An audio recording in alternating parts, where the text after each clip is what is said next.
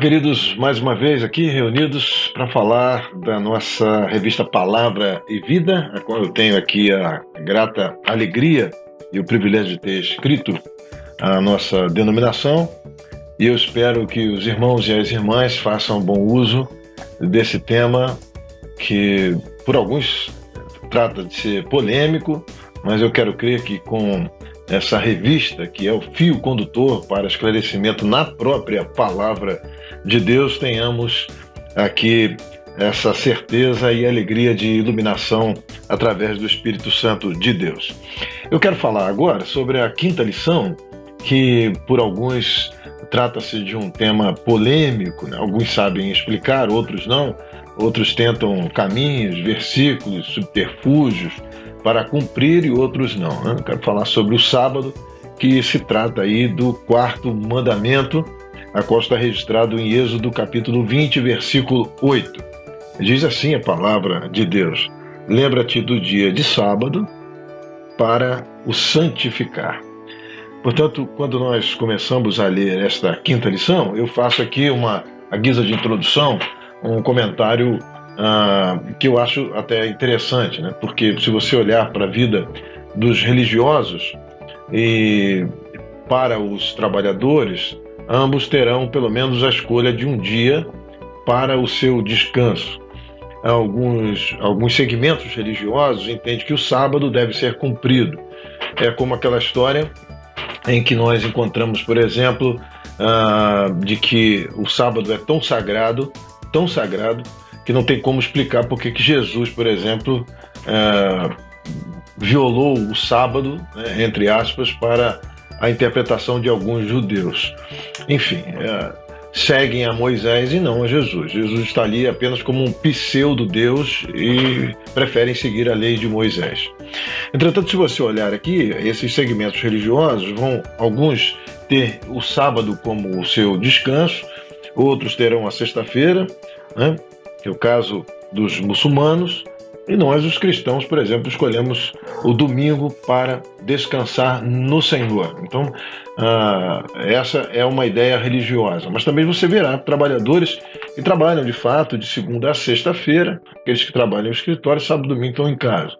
Alguns outros trabalham por escala, né? O trabalho 12 por 36 terá pelo menos um domingo sim, um domingo não em casa. Eu faço aqui uma analogia para a vida pastoral, que não tem descanso no dia de domingo, né? A semana toda labuta e muito provavelmente aqueles que conseguem, aqueles que têm um cargo mais dedicado apenas à igreja, né?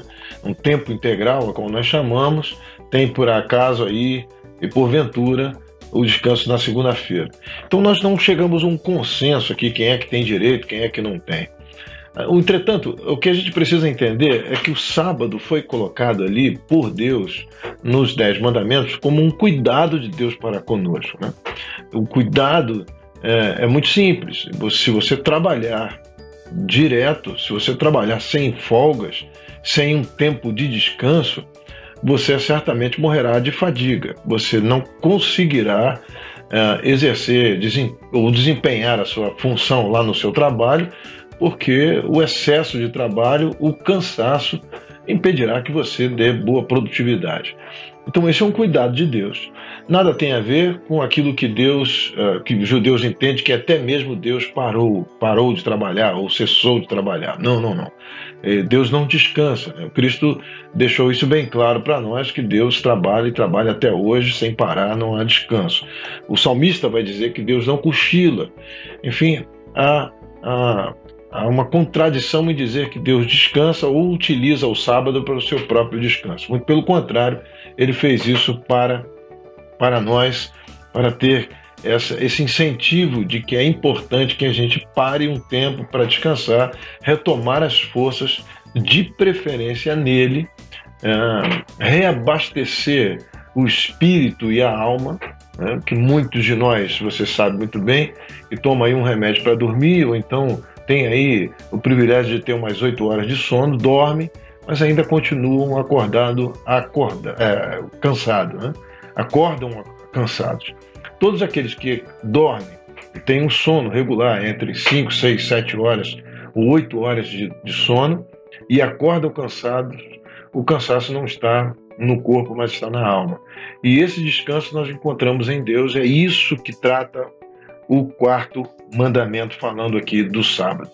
Bom, o primeiro ponto desta lição vai tratar aí dos aspectos da lei no Antigo Testamento. Nós precisamos levar em consideração que algumas leis são cerimoniais e o sábado ele foi tornado como uma lei cerimonialista, né?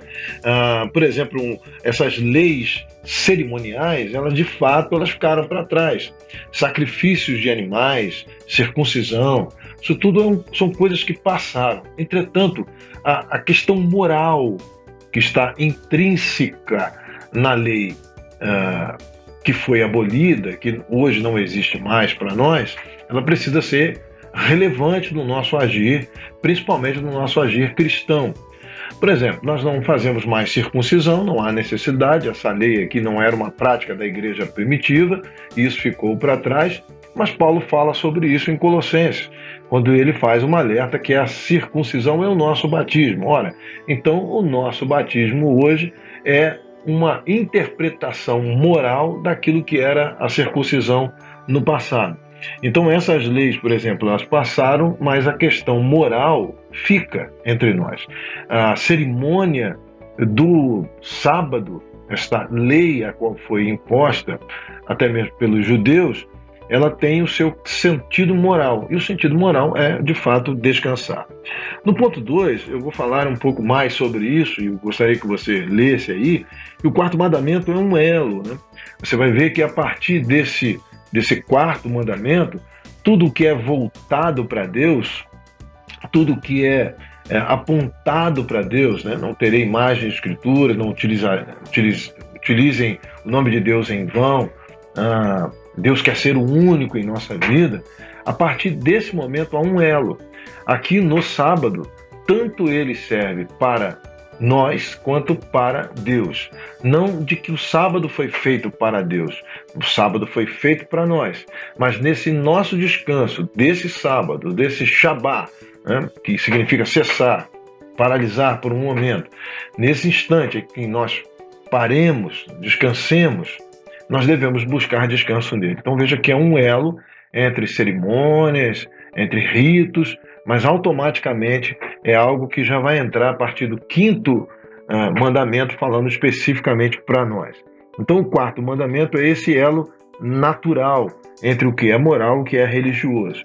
Nesse aspecto aí, o moral, você, por exemplo, pegue aí a ideia de que você deve trabalhar, por exemplo, 6 dias. Mas no 7º você tem que descansar. Esse é um aspecto moral. E qual é o aspecto cerimonial disso? Escolha um dia. Pode ser o sábado, pode ser o domingo, pode ser na segunda. Essa é a ideia no ponto 2 que vai abrir aí a ideia da consciência moral. Todos nós temos nesta consciência aqui que nós devemos parar um dia para descansar. Pode ser sábado, pode ser domingo, pode ser o dia da semana, pode ser dentro da sua escala de trabalho.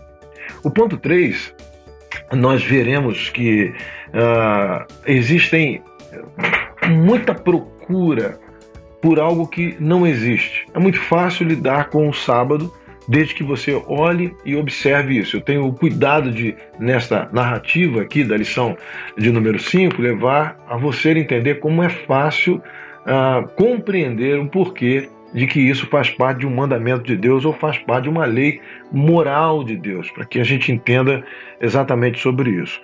Bom, a questão das cerimônias em que se exigia o sábado, principalmente aos judeus, isso gradativamente foi sendo cancelado pelo próprio Deus, pelos desvios morais do próprio povo judeu na ocasião do profeta Oséias, Isaías, Amós, por esses desvios a qual esse povo foi sempre tendo a idolatria como carro principal, né, de rota de colisão com Deus.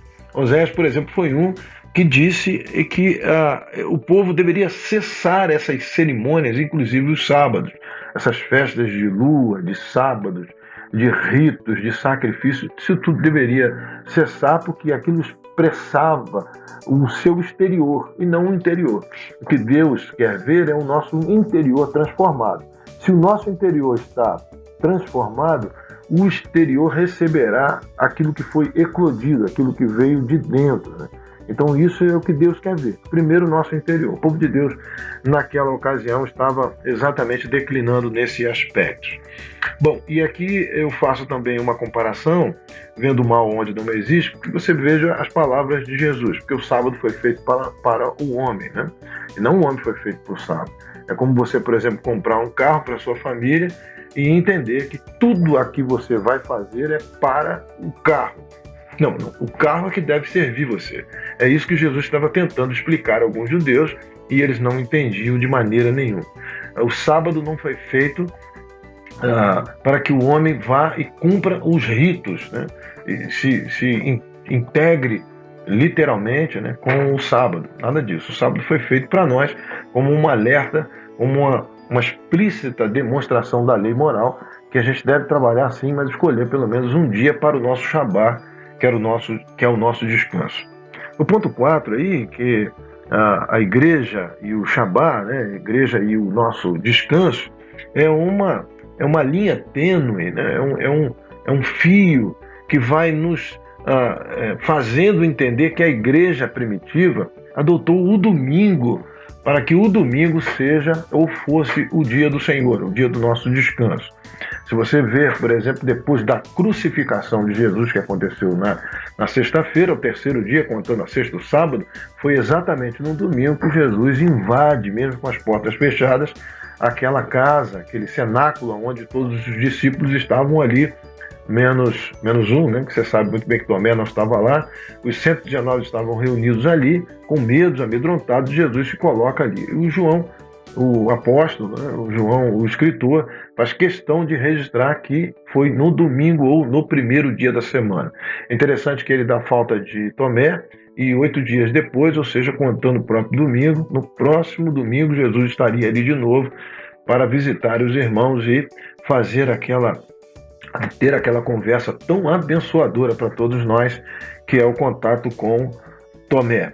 Bom, e você vai ver que Paulo também, ele em vários momentos de sua pregação, ele faz questão não apenas de celebrar a ceia do Senhor, mas em muitos momentos ele se reúne com a igreja no domingo, fazendo questão de dizer que aquele era o domingo do Senhor.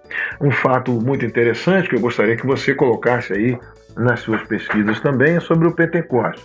O Pentecostes, o judeu considera que são 7 sábados durante 7 semanas depois da Páscoa. Ora, 7 vezes 7 daria 49, né? Você sabe disso. E para ser Pentecostes, ou seja, um derivado de 5 ou de 50, precisaria de mais um número.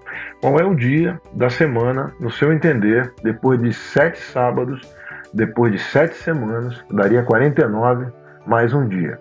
Bom, esse dia seria exatamente o domingo. Então entendemos que o Pentecoste acontece, a vinda do Espírito Santo para cumprir a profecia, aquilo que Jesus nos disse que nos daria um Consolador, acontece exatamente no domingo.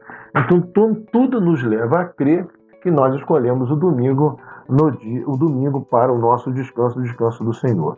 Eu coloquei aqui também um trecho do nosso artigo 10 da nossa declaração doutrinária, que vai falar exatamente do nosso descanso.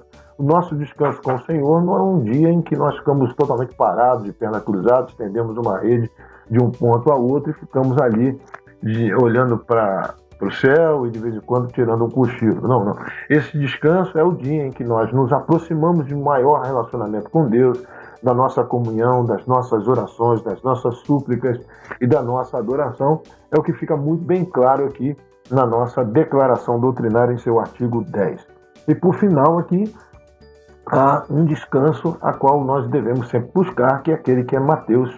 Mateus registra no capítulo 11, versículo 28, que é nos braços do Senhor, vinde a mim todos que estão cansados, esse é o convite dele, porque ele vos aliviaria.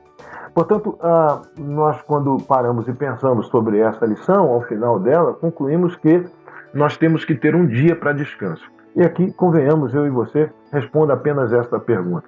Qual que é o dia do descanso do Senhor, na sua opinião? Seria, de fato, o sábado?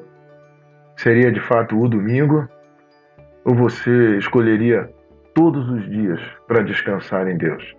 Todos os dias deve ser a tua resposta, porque é nele, sempre nele, que nós encontramos o nosso Shabá, o nosso sábado, o nosso descanso e cumprimos o quarto mandamento. Que Deus te abençoe por essa palavra, que Deus te abençoe pela quinta lição. Fique com Deus, meu irmão, minha irmã.